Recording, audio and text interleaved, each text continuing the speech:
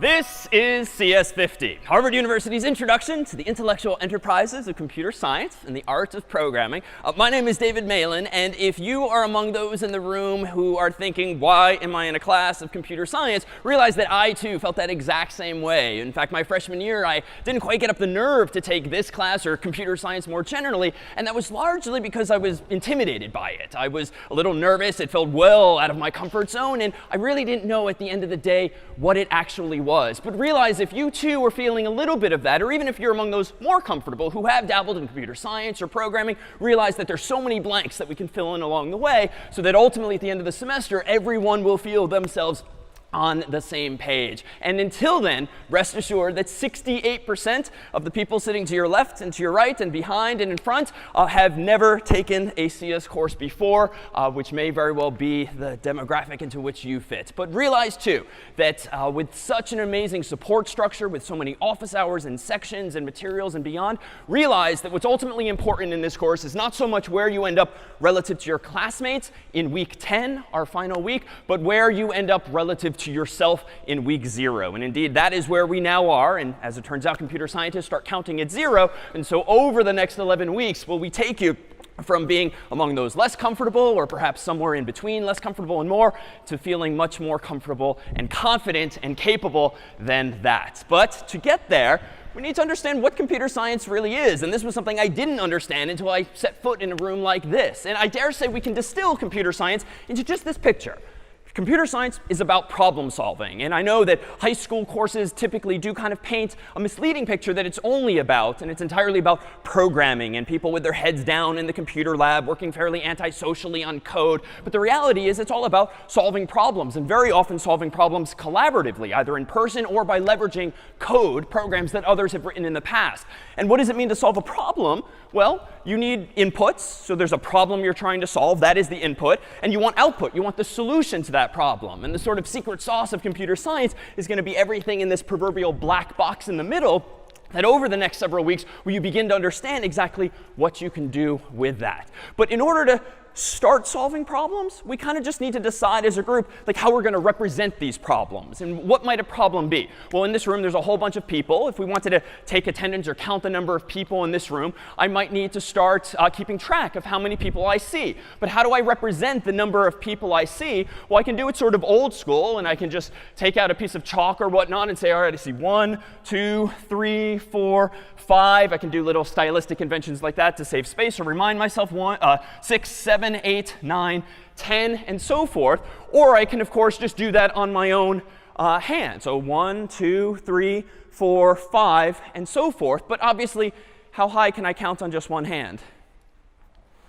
So 5, you would think, but that's just because we haven't really thought hard enough about this problem. It turns out that with just these 5 fingers, let alone these 5 more, I can actually count rather higher. Because after all, the system I'm using of hash marks on the board, or just now with my fingers, is just kind of keeping my fingers down or putting them up to represent ones, really. But what if I actually took into account the order of my fingers and sort of permuted them, so to speak, so that it's really patterns of fingers that represent the number of people in the room and not just the mere presence of a finger going up or down? In other words, this can remain 0. This could still be 1. But what if 2 is not just this, the obvious, but what if it's just this? So raising just 1, my second finger. What if then 3 is this? So we have 0, 1, 2, 3. That's going to lead us to 4, somewhat offensively. But if we then jump ahead to 5, I might now permute this finger and this finger up. And if I want to now represent 6, I could do this.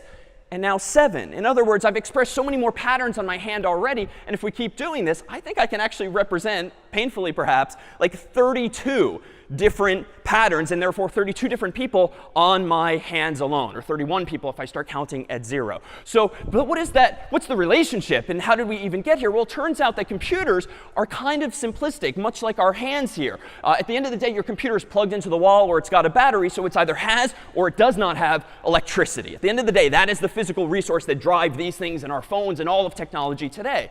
So if there's either electricity or not, that kind of maps nicely to no finger or yes finger. And indeed, computers, as you probably know, only speak what language, what alphabet, so to speak? Yeah, binary. Bi meaning 2. And indeed, that refers to the fact that in binary, in computers, you only have 2 digits, 0 and 1. We humans, of course, have 0, 1, 2, 3, 4, 5, 6, 7, 8, 9. And then we can combine those to count even higher. But computers only have 0, 1, and then that's it. Because at the end of the day, there's actually a direct mapping between power being off and it being a 0, or power being on and it being 1, or some electrons or whatever flowing from your battery or from the wall. So this is why computers tend to speak only binary, because at the end of the day, it just maps really cleanly to what it is that's powering them in the first place. But how is this actually useful? If computers only have zeros and ones, how can they do anything useful? Well, think about our human world, where you might have this pattern of symbols. This is decimal, dec meaning 10, because you have 0 through 9. And this is, of course, 123.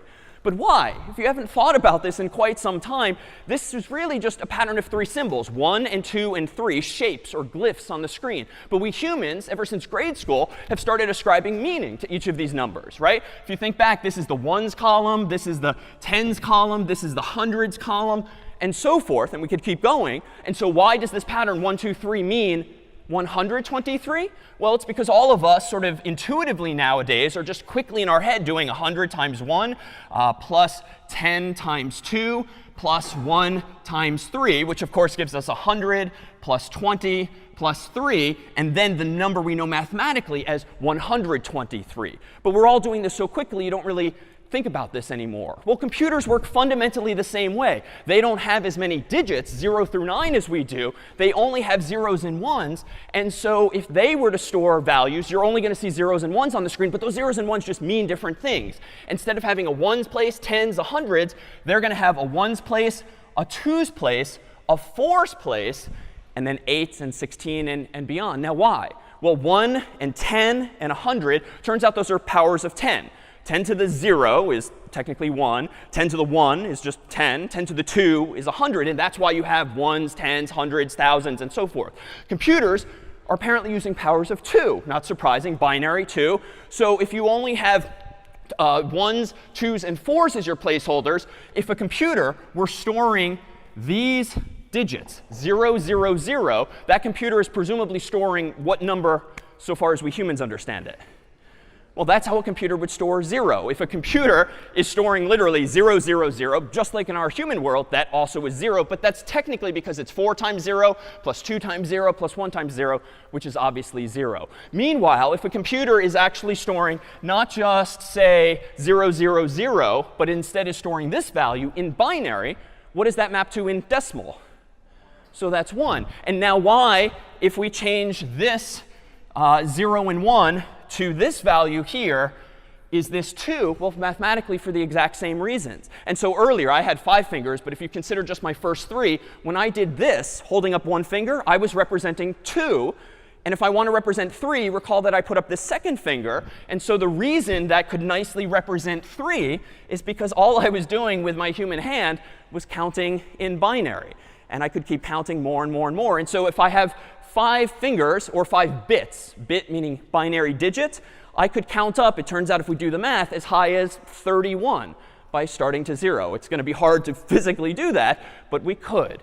So why is this useful? Well, at the end of the day, a computer, therefore, can represent any number of values, from 0 to 1 to 2 to 3 to some number much, much, much higher than that. All it needs is enough bits, enough zeros and ones. Well, what are those bits? Well, all of us have these days in our phones sources of light, for instance. So I could actually say that this physical device right now, might be a little hard to tell, it does have a flashlight, and it's technically off at the moment. But if I turn this flashlight on, thereby using some of the electricity, then now I'm storing a 1. And so the phone is on. Now it's off. Now it's on. And if I see, can I borrow someone's phone real quick? May I? OK. And the flashlight, how do I turn on the flashlight? Oh, shake it. That's OK. OK, thank you. That's OK. Oh, thank you. OK. So this is great. Now I can count higher. So now now this represents the number what? If I have 2 light bulbs or 2 switches on at the moment. Yeah, 3, because I have a 1, and I have a 2, which of course is going to end up equaling 3. And if I pick up a third phone somehow, I could count even higher. Technically, if I had 3 light bulbs on, 1, 1, 1, what would that value be? 7, because it's a 4 plus a 2 plus a 1, and so forth. Thank you so much for the spontaneity. So why does this not lead to limitations for us? I can count in decimal as high as I want. I can now count in binary as high as I want so long as I have enough bits. But how do I actually represent other information? Well, if I want to represent something like a letter, how do I get there? If computers only have electricity in them, and they use binary to count, and yet somehow they're much more useful than just doing math. They can have text messages and emails and websites and videos and more. How do we get from zeros and ones to letters? Well, yeah. Sorry, a little louder? Yeah, we just need to kind of relate the numbers to letters. In other words, all the people in this room just need to decide at some point that, you know what, if we want to represent something like the capital letter A, we just need to decide on a pattern of bits, a pattern of fingers that's going to represent A. And it turns out humans years ago just unilaterally decided 65 shall be the decimal number that represents capital letter A. And you might guess capital B is represented by what decimal number? 66, and then C is 67, and so forth. And there's a mapping of like 128 or even 256 possible values for all the keys you might see on a typical keyboard in order to represent letters. Now, how does a computer distinguish, though, numbers from letters? Well, it just depends on the context. If you're using like a calculator program on your Mac or PC or iPhone or Android, well, the computer, the device, is just going to know contextually, let me interpret this pattern of zeros and ones as actual numbers to do math. But if you're using the SMS app or the Messages app on your phone, you're going to actually be in the context of text. And so your phone is going to interpret that same pattern of zeros and ones, or light bulbs being off, or at the end of the day, transistors, tiny pieces of hardware in computers that are either on or off. It's going to interpret those patterns as just representing a letter if you're in the context of a text messaging application or Microsoft Word or Google Docs or the like. It completely depends on context. The system we humans came up with, just called ASCII, American Standard Code for Information Interchange. The name isn't interesting, but the fact that we all agreed years ago that 65 is A and so forth is what's important. And so, for instance, if we look at this mapping here of just the first few letters, what does this mean? If I were to now get a text message, and I had the ability somehow to look underneath the hood, so to speak, at the pattern of zeros and ones that someone had just texted me. And that pattern, if I convert it to decimal, technically said, let's say, 72 and 73. So I get a whole bunch of zeros and ones. I do some math, and I realize, OK, I just received 72 and 73. But this is texting, and so it's not just numbers my friend is sending me. It's a message. What message did my friend likely send me if he or she sent 72 and then 73?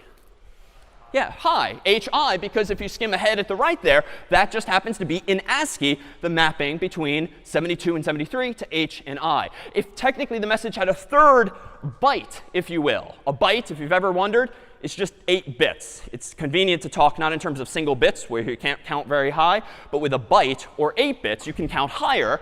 And so it turns out if I received a third byte, another sequence of 8 zeros and ones together, 33, how would we know what this message now is? Yeah, so it turns out you would not know this other than by guessing or Googling or just coming in with this knowledge. This is now hi with an exclamation point, because 33 just so happens, if you look it up, to map to an exclamation point as well. Now, if we actually looked at the binary of this, you would actually see this pattern of zeros and ones. This is how you represent 72 in binary. This is how you represent 73. And this is how you represent 33. And notice I've only used 1, 2, 3, 4, 5, 6 bits, even though I technically tend to receive things in units of 8, units of bytes. But why did I not bother writing another 0, 0 here and another 0 here? Does it matter when you write these things out?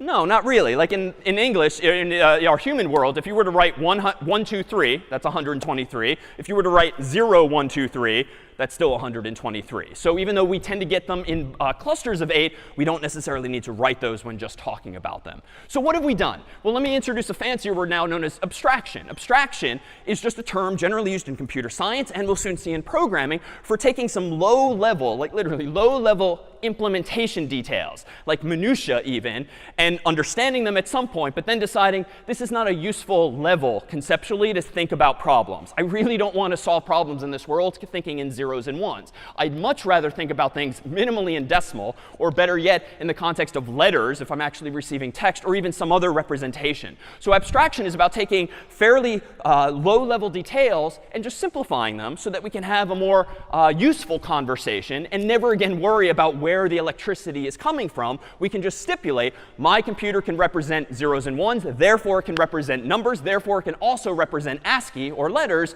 and we can kind of move on and start solving more interesting problems.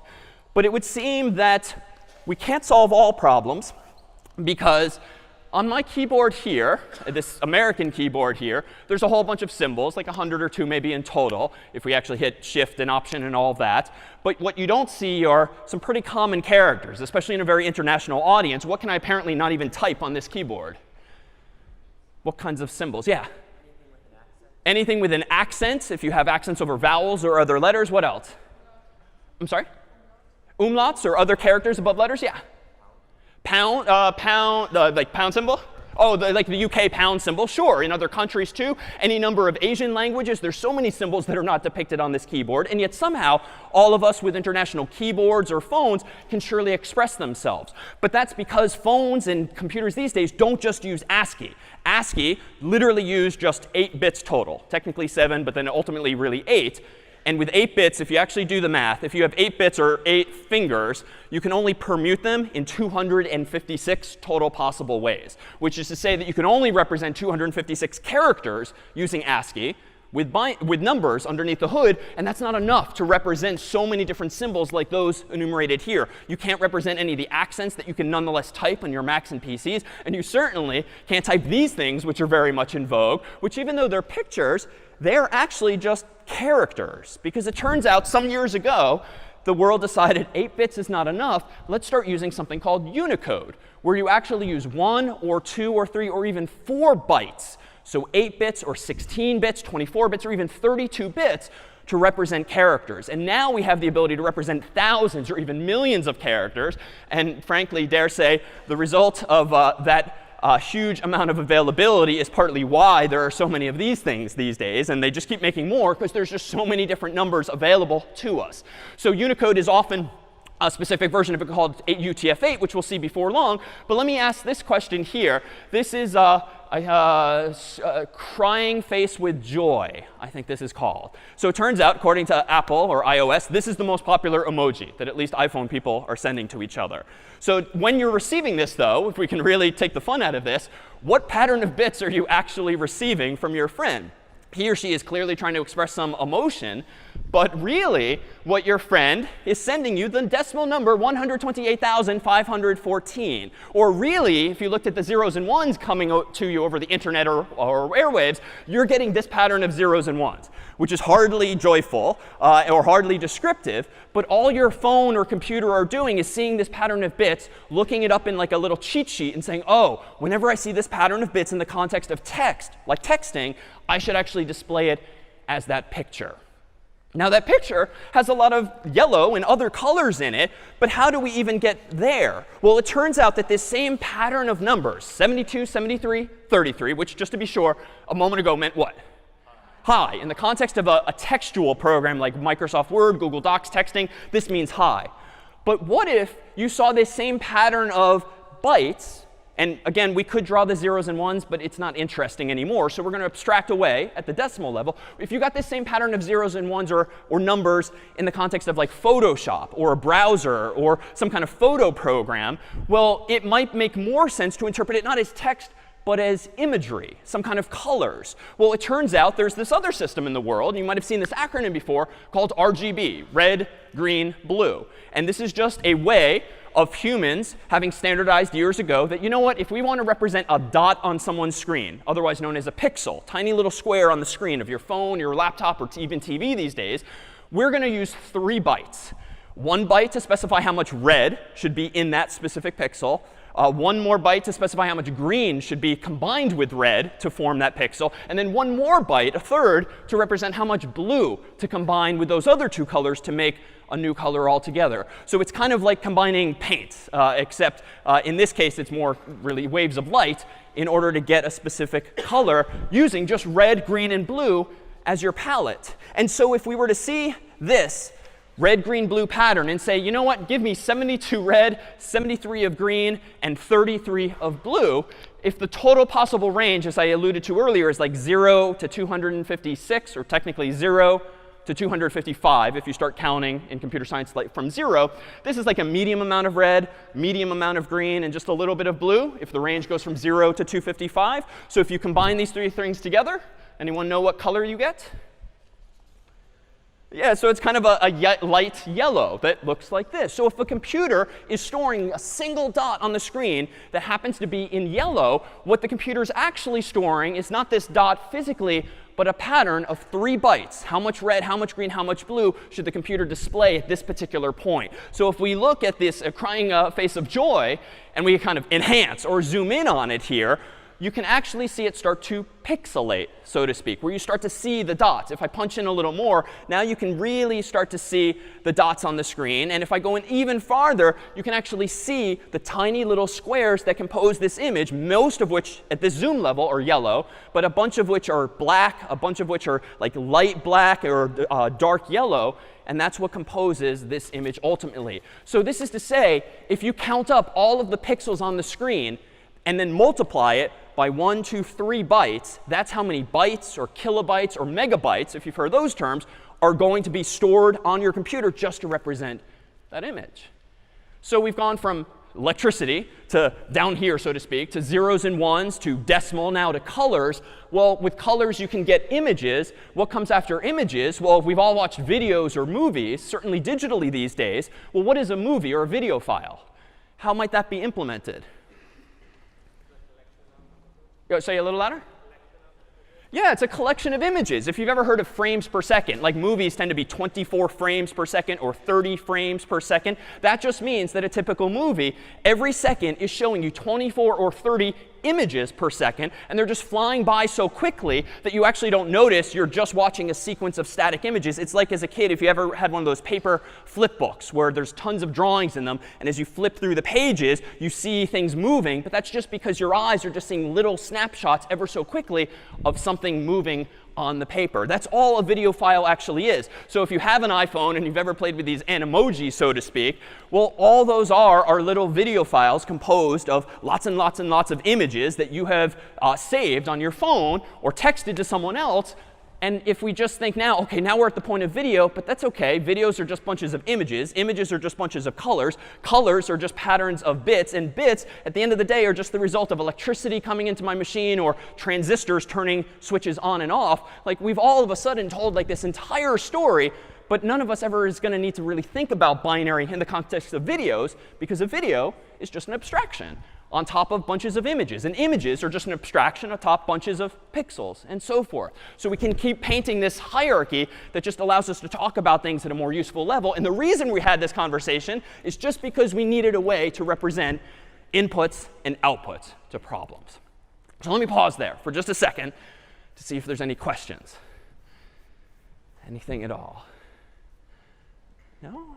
All right, so what's inside this black box? Well, it turns out this is where the really interesting work starts to happen and the thought starts to come in. This is the proverbial algorithms, step-by-step instructions for solving some problem. And some of you might have solved this problem before, either digitally or textually. But of course, if you have like contacts in your phone these days and you've got bunches of friends and family, odds are they're alphabetized by first name or last name. And you have autocomplete these days. But it really is just a long list of names and numbers. That's not all that different from yesteryear's implementation of the same problem, which was this device here, a phone book. Now, this phone book might have a friend of ours in it, say Mike Smith, whose last name starts with S. And I could, of course, if trying to find Mike Smith, start by looking at the first page, the second page, the third page, the fourth page, and eventually just hopefully find Mike Smith. Indeed, is this algorithm, this step-by-step process, correct for finding someone like Mike Smith?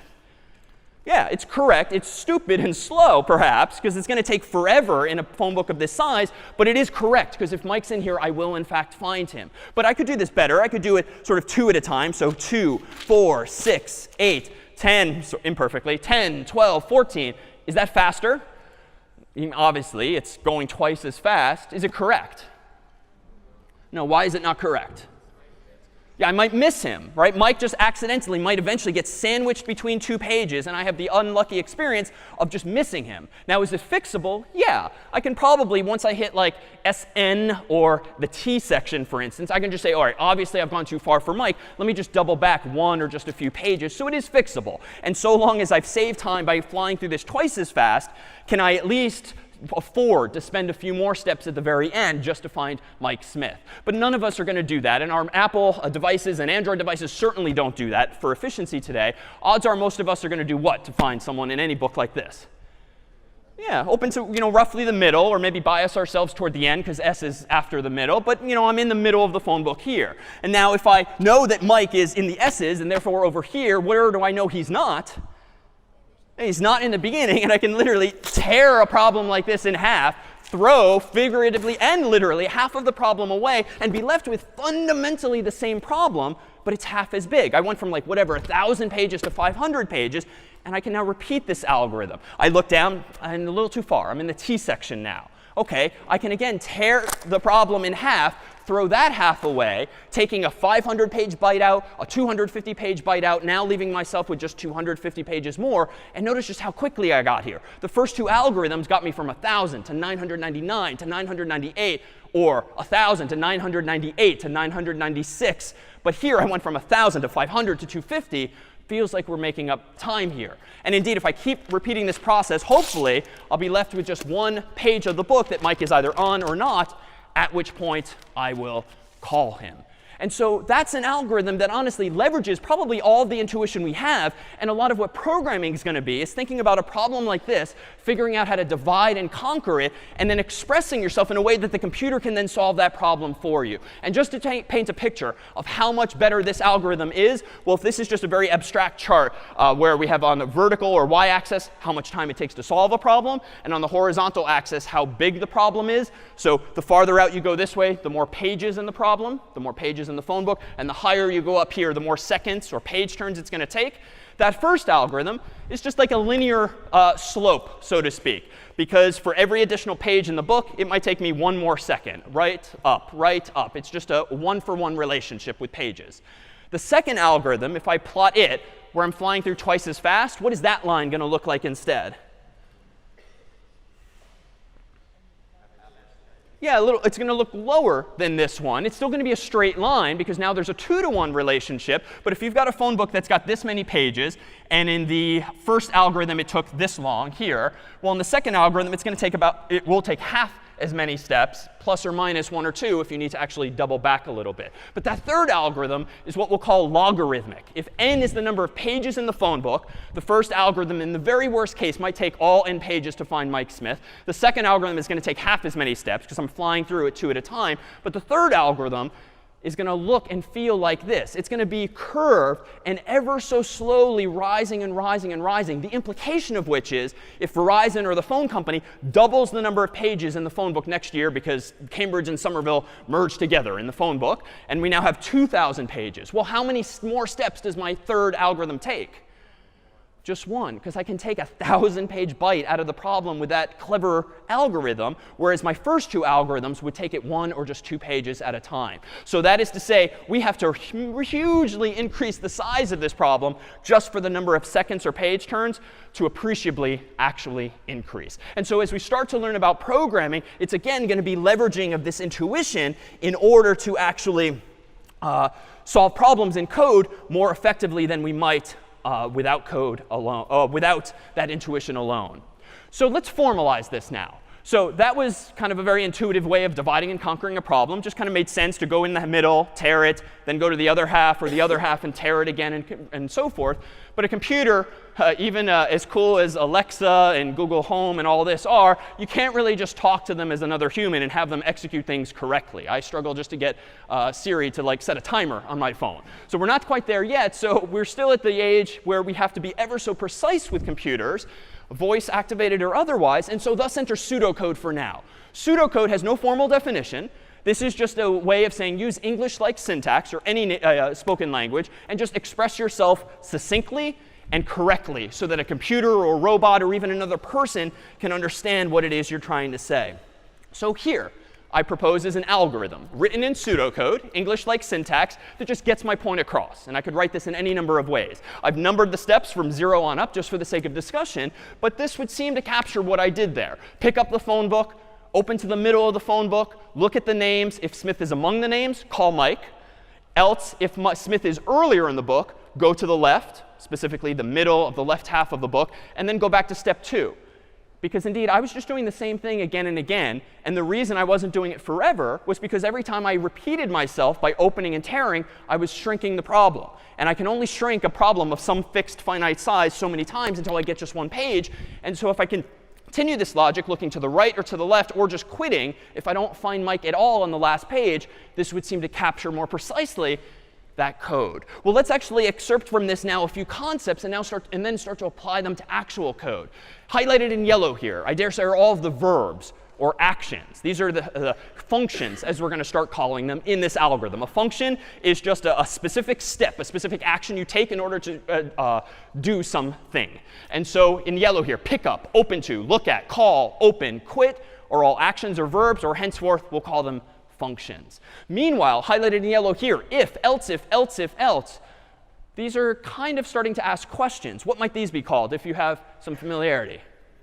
Yeah, it turns out many programming languages, if you've seen any before, would call these conditions. They're branches or proverbial forks in the road. If this is true, go this way. Else, maybe go this other way, or perhaps a third or fourth direction altogether. Meanwhile, if we actually look at these highlighted phrases, if Smith is among names, or if Smith is earlier in book, or Smith is later in book, these are the specific questions we're asking in order to make that decision. These are known as Boolean expressions, named after a gentleman by the last name of Boole some years ago. And so a Boolean expression is just a question that has a yes/no answer, a true/false answer, a 1/0 answer, if you will. And that's a nice mapping to what computers are really good at. So within conditions, you have Boolean expressions to decide which fork in the road you want to go down.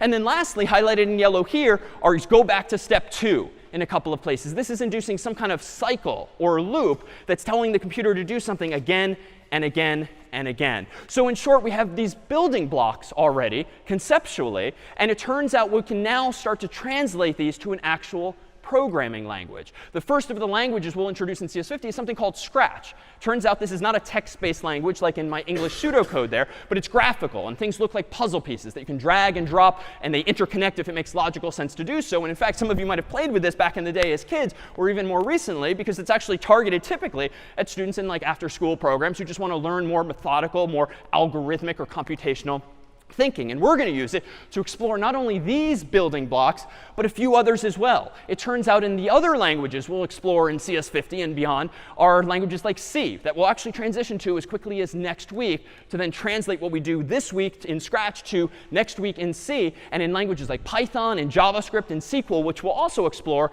do we have other capabilities. The ability to store data in variables, so to speak. To use threads, which means get the computer to do multiple things at once. Events, to mean listen for things happening, like a click on the page or a human typing or even saying something. We'll be able to do all of the things that you take for granted in your very own phone.